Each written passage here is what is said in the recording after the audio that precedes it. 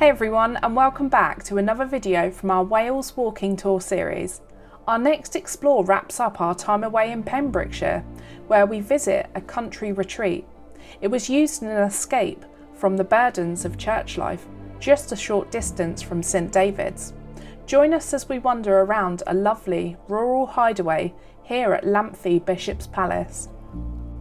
The palace is mainly the work of Henry de Gower, who was the Bishop of St David's from 1328 to 1347. Think of Lamphey not as a palace in the usual sense of the word, but as a place to get away from it all, and a retreat from the hustle and bustle of St David's. Though many of the buildings that we see today were the work of Bishop de Gower and his successors, Lamphey was actually in use before the Norman conquest. The palace was just one of 3 places that was used by the bishops, and Lamphey seems to have always been their favourite place. And just by wandering around, we can see the magnificent architecture that has survived. It really isn't surprising that this was one of their hotspots.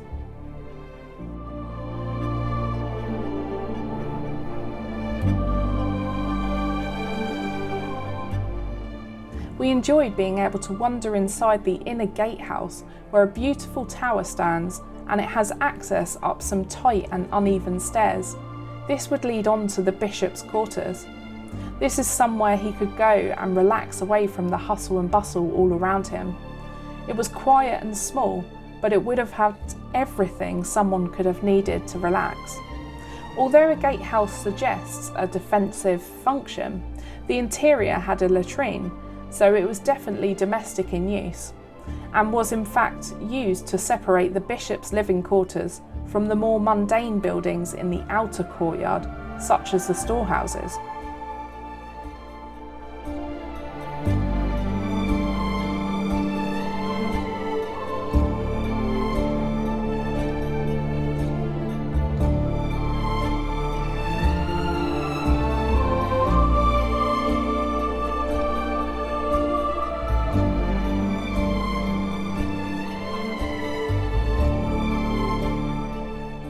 Not only the bishops came here, but Lamphey was used by powerful church officials, in addition to the bishops of St David's.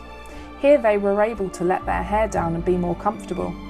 The bishops of St David's were very much the equal of medieval nobles. They enjoyed all of the privileges of rank, including great wealth, social status, and power. They were religious leaders, but they were also very powerful men, who exercised enormous worldly influence over their territory and on a national stage. It was left to the Norman bishops to turn Lamphey into a grand country palace that was suitable for a medieval bishop.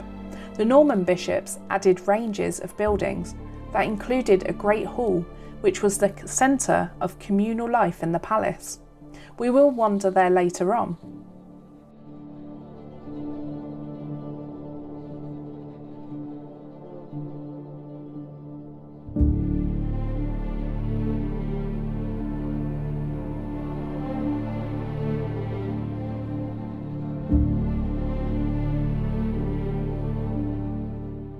The palace was developed with 2 courtyards. The main part of the palace enclosure was located to the southeast, where you'll find the Old Hall, which was also the earliest part of the existing palace that was built in the 13th century. Next to it is the Western Hall that was added by Bishop Richard Cadw, whose term in office spanned the years of 1256 to 1280.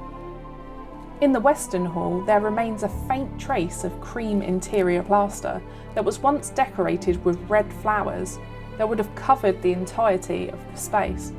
The 2 halls were built either side of the original Great Hall, which was across to the chapel, where the beautiful east window still remains.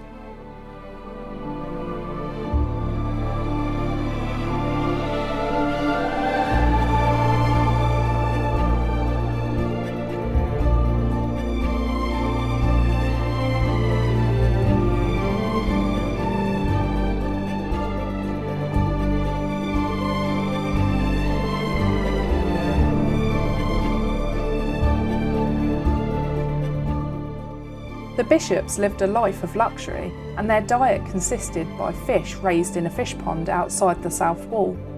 After the Reformation, Lamphey passed through several sets of private owners and was eventually purchased by the Earl of Essex. After Essex fell from grace in the reign of Elizabeth I, the palace was allowed to decay until it became a romantic ruin. It was also used by Cromwell's troops during the Civil War, and after the war ended, the estate was purchased by the Owen family, who used the once grand palace as farm buildings.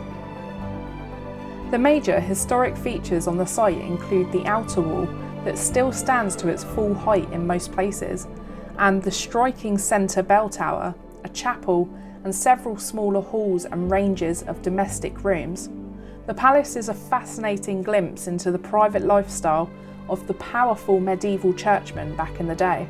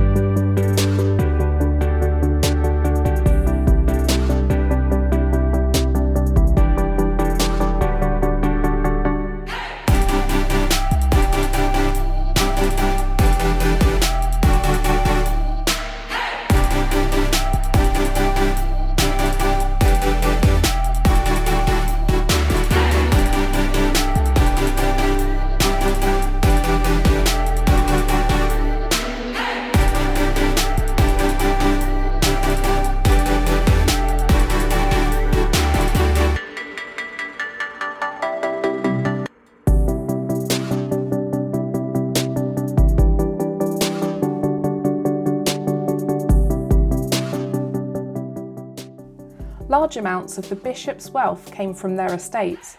Standing in the corner was a massive corn barn and was built to store the vast amount of grain that was produced by nearby farmers. Barns of a huge size like that at Lamphey tells us how profitable the estate must have been. A dovecote, deer park, fish pond, an orchid and herb gardens were also built here, which would have provided fresh and high quality food. Many gardeners, servants and guards were employed here, and a document from around 1536 shows that the palace had an amazing 27 rooms. The palace itself is very similar in style and is often compared to St David's, although here the inner gatehouse to the central courtyard still survives and is amazing to wander around. There is a long range of living quarters on the south side, and at the first floor it has two great halls. One is known as the Gower Hall. Impressively, it's 82 feet in length and a wonderful sight to see. And the other is known as the Western Hall, both of double height.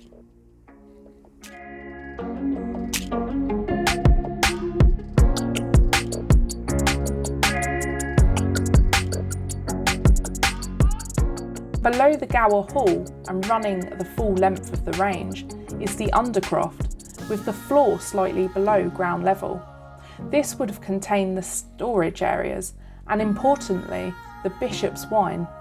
It was also a place where the servants' sleeping quarters were.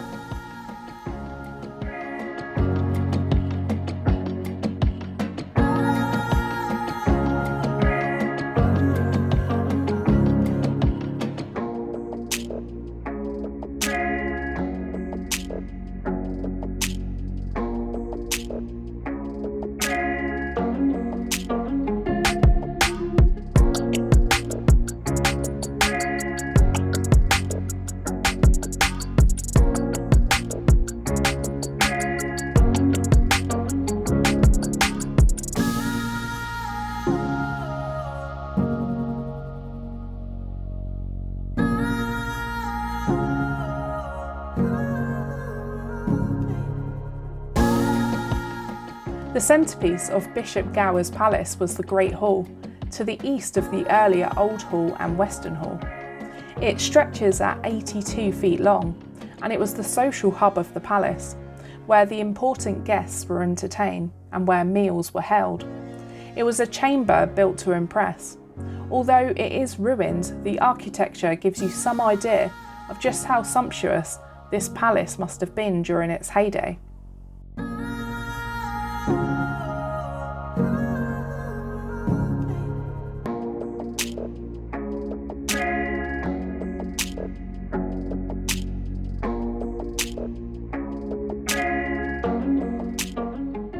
The range is topped with an impressive arcaded rampart that was built above with contrasting local limestone and purple stone, which gives off a beautiful checkerboard impression.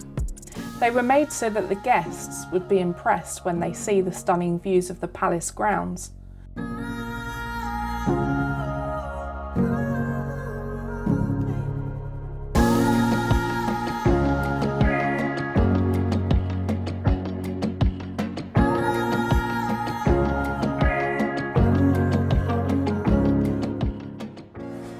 It wasn't until 1925, after the palace began to naturally decay, that the building came under the care of Cadw, who have maintained and cared for the property, giving us a great day's visit and a fantastic insight into royalty. The grounds are normally open from 10 till 4 p.m, and in the summer months, a visitor centre is open to provide some history and information, or just a chat with some of the volunteers in a beautiful setting. Our highlights here were being able to explore inside the undercroft below Gower's Hall.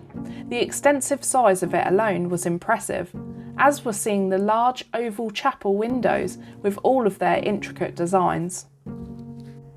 It's incredible that this place isn't booming with tourists, but perhaps it's not well known enough. In our opinion, this is exactly the kind of places that need to be put on the map. It's completely secluded and beautiful to spend some time here. And best of all, a hidden gem that costs nothing to visit.